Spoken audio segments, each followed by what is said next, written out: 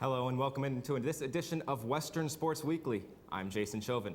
A lawsuit has reportedly been filed against Philadelphia 76ers center Nerlens Noel for allegedly damaging his rental home last year. According to TMZ, the owners demanded for money to repair previous damages, but the day after they sent the demand, a tombstone with RIP on it appeared at the front door. The owners are considering it a death threat from Noel and are suing for many reasons, including assault, because they believe harm is imminent. The owners also claim they found traces of marijuana in the home and are asking for $75,000 to repair all the damages.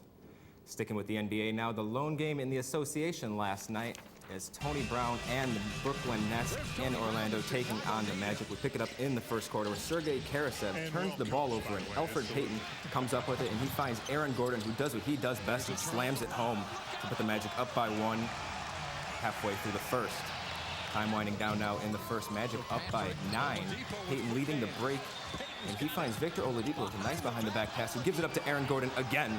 You'll notice this theme throughout the highlight. Magic up by 11.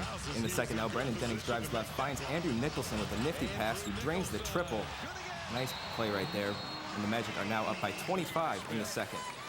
Jennings gets the ball at half court and kicks it up to Andrew Nicholson again, who puts it home over Brook Lopez, one of the many slams on display for the Magic tonight. Jumping to the third now, Payton walking the ball up across half court, and he gets it to none other than, you guessed it, Aaron Gordon, who puts the alley-oop over Thomas Robinson, and it's all smiles for the Magic, who go up by 32.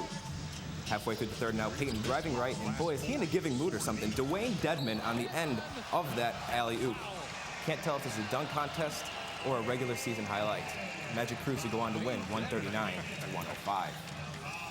Moving on to local sports, the WIU men's golf team won the Indiana Hoosier Invitational this past weekend. The Leathernecks finished with a 2-round score of 578 after opening the event with a 287 on Saturday. Two Leathernecks finished in the top 10 overall. Senior Alex Templin and freshman Adam Falk each tied for 8th place with a 145.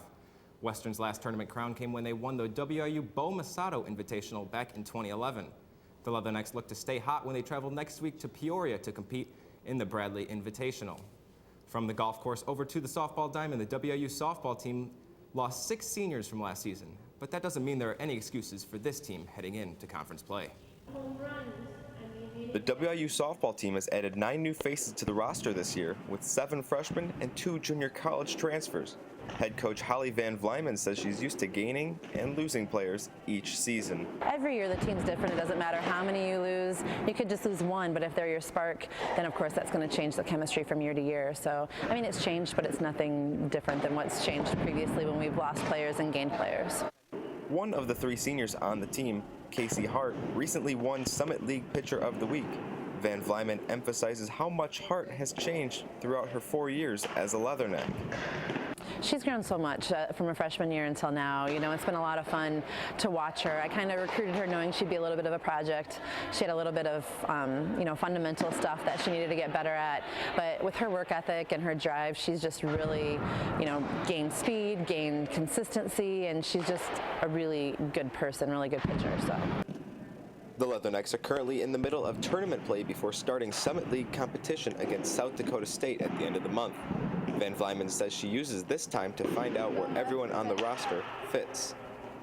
Right now is our time to kind of see, where we're at, who is going to be, what kind of player for us, who's going to be at the top of the lineup, who's going to be in the middle of the lineup, who's going to be at the bottom of the lineup, pitching-wise, who are our starters, who are our relievers, where are we at that situation. The Leathernecks are currently 6-11 and start the Jayhawk Invitational tomorrow as they play against the Kansas City Kangaroos. For WIU TV3, I'm Jason Chauvin. That's all the time we have for this edition of Western Sports Weekly. Thanks for watching. I forgot to say my name.